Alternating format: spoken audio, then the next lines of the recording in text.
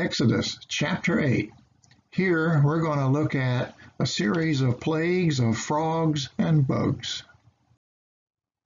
Verse 1. Then the Lord said to Moses, Go to Pharaoh and say to him, Thus says the Lord, Let my people go, that they may serve me.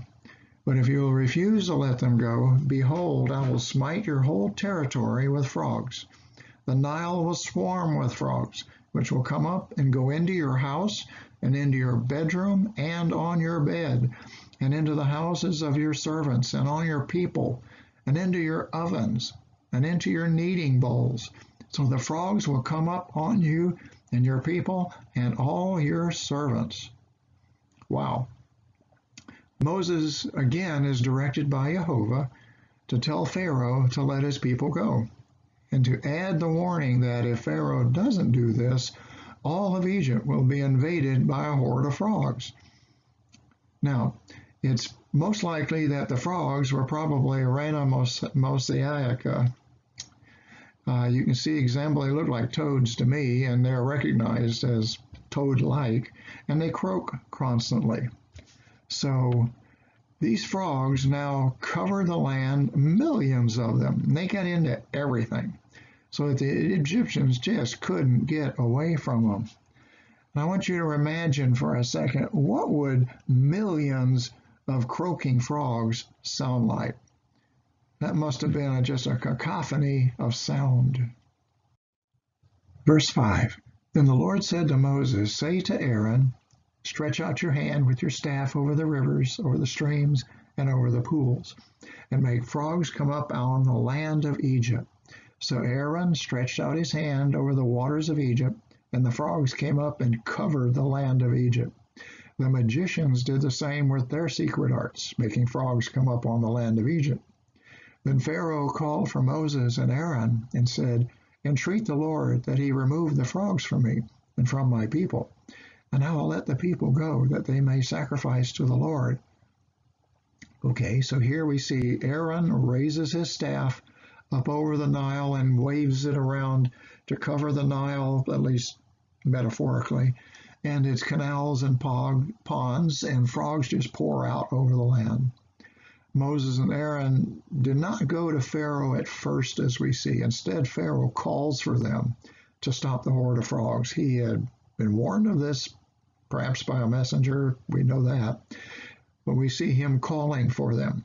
Now, this time Pharaoh asks them to entreat of the Lord, which is Jehovah, and he thus acknowledges the God of the Hebrews. Pharaoh promises this time to let Jehovah's people go if he'll just get rid of the frogs. Now, it's also interesting, in verse 7, the magicians did the same with their secret arts, so they made frogs come up out of the land.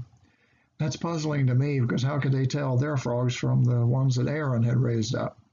So, and anyway, notice that wasn't very impressive to just create some more frogs. What would have been really impressive if they could have done it is to get rid of the frogs, but they couldn't do that. Verse 9, Moses said to Pharaoh, The honor is yours to tell me, when shall I entreat for you and your servants and your people, that the frogs be destroyed from you and your houses, that they may be left only in the Nile? Then he said, Tomorrow. So he said, May it be according to your word, that you may know that there is no one like the Lord our God. The frogs will depart from you and from your houses and your servants and your people. They will be left only in the Nile. Then Moses and Aaron went out from Pharaoh, and Moses cried to the Lord concerning the frogs which he had inflicted upon Pharaoh. The Lord did according to the word of Moses, and the frogs died out of the house, the courts, and the fields. So they piled them in heaps, and the land became foul. But when Pharaoh saw that there was relief, he hardened his heart and did not listen to them, as the Lord had said. Now, Moses uses a diplomatic address to ask Pharaoh when he had liked the frogs to be removed. We don't really see that in verse 9 here in the New American Standard. But if you have New King James, you would see that Moses says, Glory over me. Sounds rather weird, but what it was diplomatic language that basically The New American Standard and New English Version just change it over to show what it really meant. Now, when asked when he would like to have the frogs removed, Pharaoh says tomorrow. He didn't ask for them to be taken away immediately, like today. Maybe he thought that even Jehovah would need some time to get this done. Now, Moses tells Jehovah what Pharaoh requested, and the Lord complies, but the frogs don't leave. They just drop dead, except for those that were in the Nile. They didn't go back to the water, disappear. No, they just died where they were, except for those in the Nile. Now, that is supernatural, that they die everywhere but in the river. There were so many that the Egyptians gathered them up into big piles, where, as you can imagine, great big piles of dead frogs. They started to rot and they stank up the land. Oh my goodness. When Pharaoh sees that the frogs are dead, he says relief. Okay, so he reneges on his promise to Moses. Now he breaks his promise, which is exactly what the Lord said he would do. Verse 16, then the Lord said to Moses, say to Aaron, stretch out your staff and strike the dust of the earth, that it may become gnats throughout all the land of Egypt. They did so. And Aaron stretched out his hand with his staff and struck the dust of the earth, and there were gnats on man and beast. All the dust of the earth became gnats through all the land of Egypt. The magicians tried with their secret arts to bring forth gnats, but they couldn't. So there were gnats on man and beast. Then the magician said to Pharaoh, this is the finger of God. But Pharaoh's heart was hardened, and he did not listen to them, as the Lord had said. Now, the Lord tells Moses to have Aaron hold out his staff and strike the ground to release gnats to spread out over Egypt. And of course, you may have in your versions of the Bible where it says lice, but that's not likely. That may have been an incorrect translation of that word. Much more likely that the insects were what some people call no-see-ums, which are biting midges, little relatives of mosquitoes. Missouri occasionally has them, but in my experience, when compared to what the Gulf Coast has, they should be called barleyseums because they are larger than those down south. The ones down south are literally no-see-ums. You feel a bite and you look and it doesn't look like there's anything there. The bite of these insects is very irritating, and because of their size, they can get into anything, even flying through window screens. The only respite from these little monsters is to close the windows. But before air conditioning, especially down south, this made things miserably hot inside with the windows closed. The Egyptian magicians try to duplicate this miracle, but they fail. And then they admit to Pharaoh that this has to be the work of God. Now, they use the word Elohim there. They didn't say Jehovah. They're just saying this must be the work of a God. And Elohim's kind of generic, just like our word God is. It just could mean anyone. But again, Pharaoh stubbornly refuses to let the Hebrews go.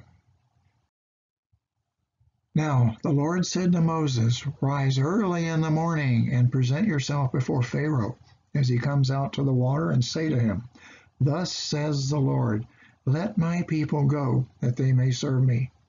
For if you do not let my people go, behold, I will send swarms of insects on you, and on your servants, and on your people, and into your houses. And the houses of the Egyptians will be full of swarms of insects, and also the ground on which they dwell. But on that day I will set apart the land of Goshen, where my people are living, so that no swarms of flies will be there, in order that you may know that I, the Lord, am in the midst of the land.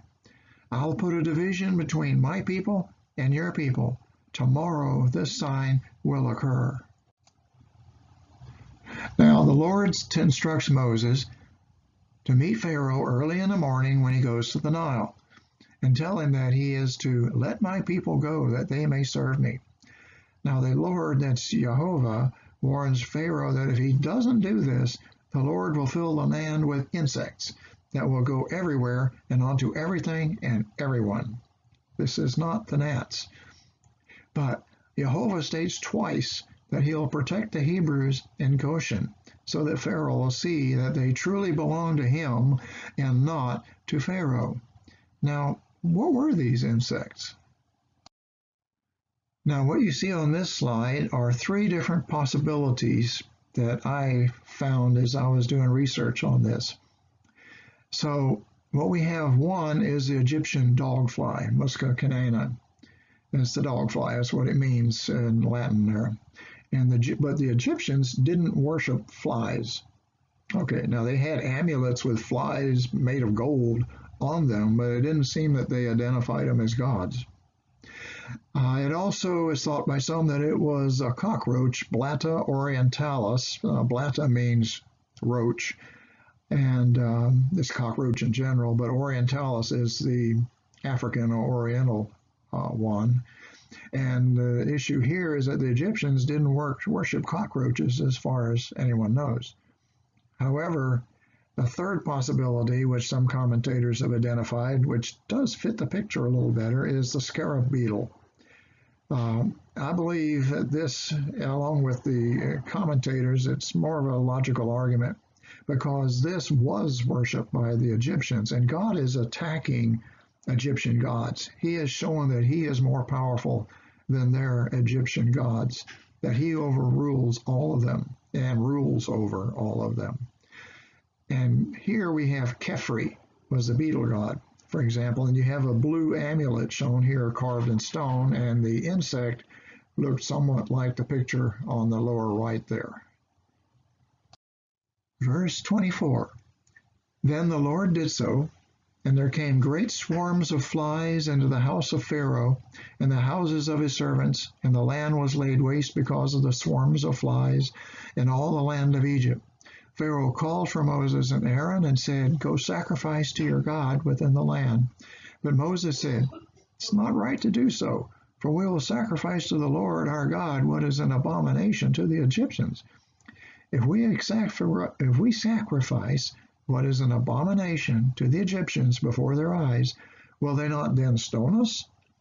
We must go a 3 days' journey into the wilderness and sacrifice to the Lord our God as he commands us. Pharaoh said, I'll let you go, that you may sacrifice to the Lord your God in the wilderness. Only you shall not go very far away. Make supplication for me. Now, these insects, here the translation is flies. They go swarming out over all of Egypt except for Goshen. The Israelites don't have any of these insects bothering them. And so Pharaoh tells Moses and Aaron that he'll let the people go to sacrifice within the land. In other words, you can go out into the wilderness, but don't go very far. He wants to still control them. Moses recognizes the danger of this because they will be sacrificing animals that the Egyptians believe to be sacred. They will sacrifice perhaps a bull, or they worship the bull god, and other animals, sheep and so forth. And the Egyptians see this, that the Israelites are making sacrifices of their gods. They would riot and attack the Hebrews by stoning them. Moses says that they must go into the wilderness, away from Egypt, to avoid the problem. Pharaoh says, okay, but don't go too far. Also, please make supplication to Jehovah for me. He's asking, hey, entreat of Jehovah on my behalf. So, interesting thing.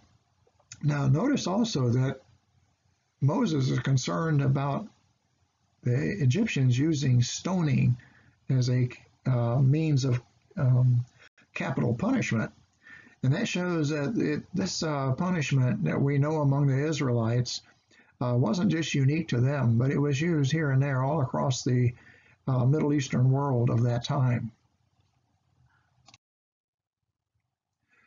Verse 29, Then Moses said, Behold, I'm going out from you. I'll make supplication to the Lord, that the swarms of flies may depart from Pharaoh, from his servants, and from his people tomorrow. Only do not let Pharaoh deal deceitfully again, and not letting the people go to sacrifice to the Lord. So Moses went out from Pharaoh and made supplication to the Lord. The Lord did as Moses asked, and removed the swarms of insects from Pharaoh, from his servants, from his people. Not one remained, but Pharaoh hardened his heart this time also, and he did not let the people go. Now, about these flies again, if they were flies, the Egyptians would just go around swatting them. If they were roaches, they go around stomping on them. But if they were the scarabs, which are sacred, what are they going to do? Their places are crawling with scarab beetles, and they don't dare stomp on their god, or what represents their god. So they're a real pickle here as to what to do. That's again why I believe that the commentators who are saying this is more likely to have been the scarab beetles it fits better with the context here.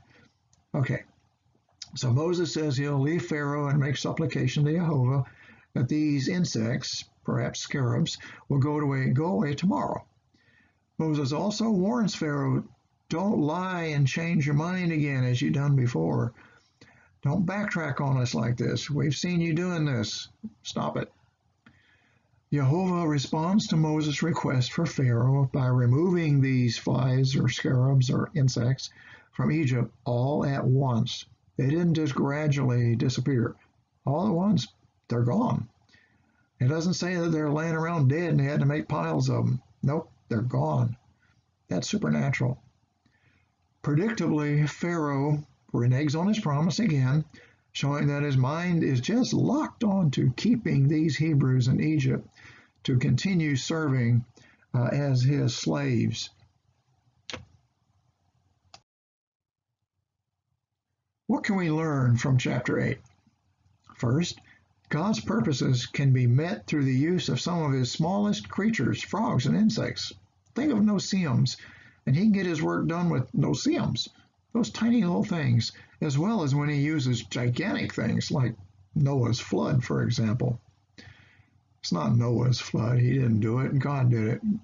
But we know of it as the flood of Noah. God will not only be too hard on all opposers, but he will force them to own it. That's Matthew Henry. People who just continue to oppose him and oppose him and oppose him, he will eventually force them to own up to it. God continues to give Pharaoh more and more rope with which to, metaphorically speaking, hang himself. Each time he has a chance to let God's people go, and for the first time with the frogs, Pharaoh promises to let them go. But once the frogs have died, he reneges, and he does this again with the plagues of scarab beetles. This revealed Pharaoh's true heart condition, that he really had no intention of letting the Hebrews go.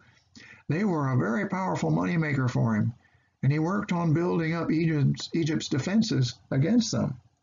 So what we see here is that all of these plagues, I think of them more as attacks. God is attacking Pharaoh and the Egyptians. Some of them are not so much plagues as they are direct attacks on Egyptian gods. And it's really starting to have an effect on Pharaoh, and I'm sure on Pharaoh's people, the Egyptian people. And I can only think that this gives Moses and Aaron encouragement to press on. They're starting to see results now. Yeah, Pharaoh's still being stubborn, but now he's starting to ask for help and starting to give way a little bit. He wants to compromise. And the Israelites are now seeing that they are protected. Before they weren't, but now they're seeing God has taken care of them. As these attacks get more serious, they are now free from having to deal with them. Only the Egyptians have to deal with them. So next, we'll move on to chapter 9.